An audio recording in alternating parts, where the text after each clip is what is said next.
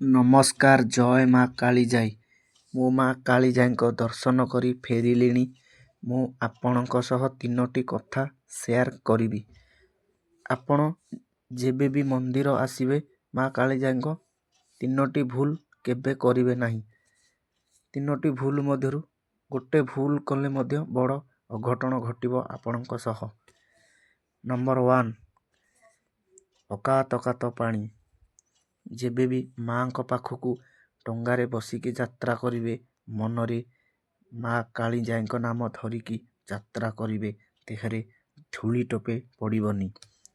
Second, ଯେବେ ବି ମା କାଳିଜାଇଙ୍କ ପାଖକୁ ବସିକି ଯାତ୍ରା କରିବେ, ମନରେ ଖରାପ ଚିନ୍ତା ବିଚାର ଆଣିବେ ନାହିଁ।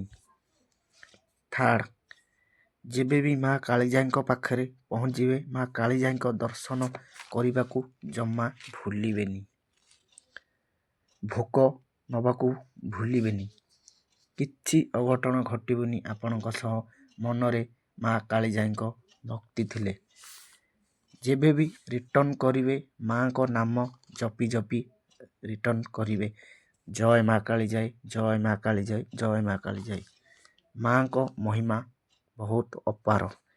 ମା କାଳିଜାଇଙ୍କ ପାଖକୁ ପାଖାପାଖି ଅଧଘଣ୍ଟେ ଲାଗୁଛି ଯିବାକୁ, ଏବଂ ମା କାଳିଜାଇରୁ ରିଟର୍ଣ୍ଣ ଯେବେ ବରକୁଳ କରିବେ ଆପଣଙ୍କୁ ଅଧଘଣ୍ଟେ ଲାଗୁଛି। ଟୋଟାଲ ଘଣ୍ଟାଟେ ଲାଗୁଛି ଯିବା ଆସିବା।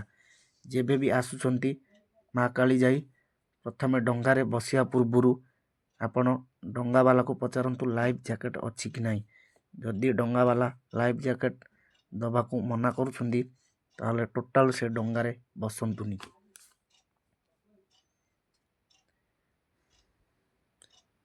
ଆମେ କେମିତି ମାଙ୍କ ପାଖରେ ପହଞ୍ଚିଛୁ, ଏ ହେଉଛି ତାର ଦୃଶ୍ୟ।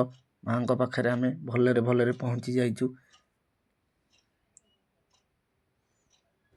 ଆପଣ ଯେବେ ବି ଡଙ୍ଗାରେ ବସିବା ପୂର୍ବରୁ ସବୁବେଳେ ମାଙ୍କ ନାମ ଜପ କରିକି ଯାଉଥିବେ। ଜୟ ମା କାଳିଜାଇ, ଜୟ ମା କାଳିଜାଇ। ଆପଣଙ୍କର କିଛି ଅସୁବିଧା ହେବନି, ଦେହରେ ଧୂଳି ଟୋପାଟେ ବି ଲାଗିବନି।